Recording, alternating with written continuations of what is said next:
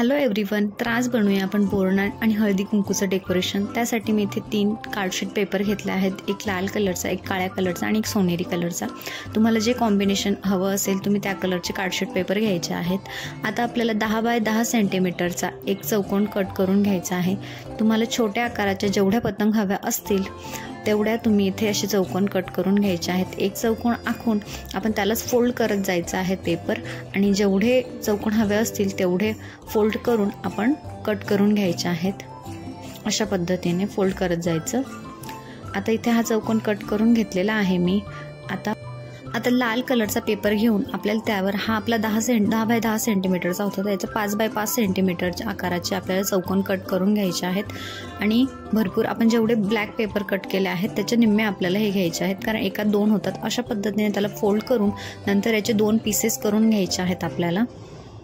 आणि हवे तेवढे कट करून झाल्यानंतर घ्यायचा आहे गोल्डन पेपर, आणि त्याच्या आपल्याला अशा बारीक आपल्याला पट्ट्या कट करून घ्यायच्या आहेत। अशा मी आता 2 कट करून घेतल्या आहेत। तुम्हाला जेवढ्या लागणार असतील तेवढ्या कट करायच्या आहेत।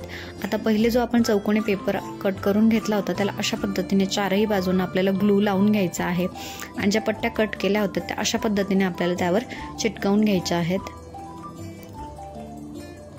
आणि आता आपल्याला याला काईटचा आकार द्यायचा आहे, म्हणून आता मी घेतलेला आहे ग्लू, आणि तो अशा पद्धतीने चिटकून त्यावर एक दोरा चिटकवायचा आहे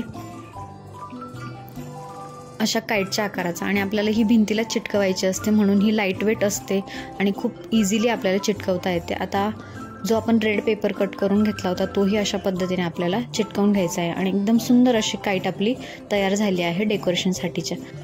आणि याच सेम पद्धतीने आपल्याला डेकोरेशनसाठीची मोठी काईट बनवून घ्यायची आहे। त्यासाठी मी ब्लॅक पेपर 40 बाय 40 सेंटीमीटरचा कट करून घेतला आहे, आणि जो लाल पेपर होता तो 20 बाय 20 सेंटीमीटरचा कट करून घेतला आहे। त्यानंतर मी इथे एक जुन्या कपड्याची लेस काढून घेतलेली आहे, जी की अशा पद्धतीने आपल्याला काईटच्या आजूबाजू लावून घ्यायची आहे।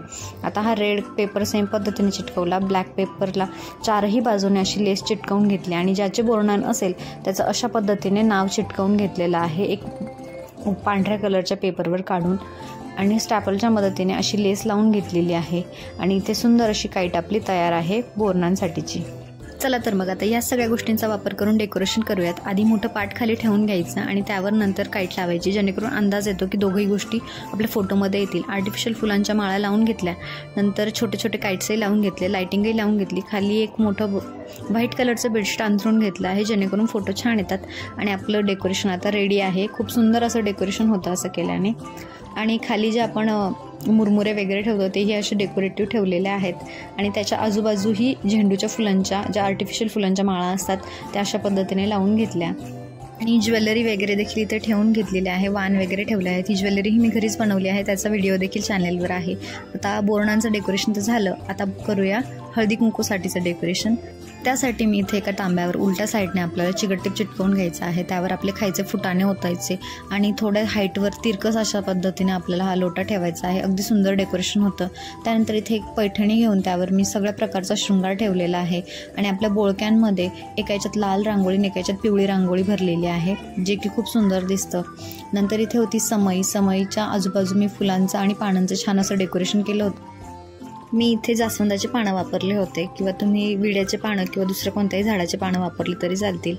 आणि हे सगळं डेकोरेशन मी खाली जमिनीवरच केलं होतं। तुमच्याकडे जर खूप पाटं असतील तर तुम्ही प्रत्येक डेकोरेशन पाटावर केलं तर खूप छान दिसेल।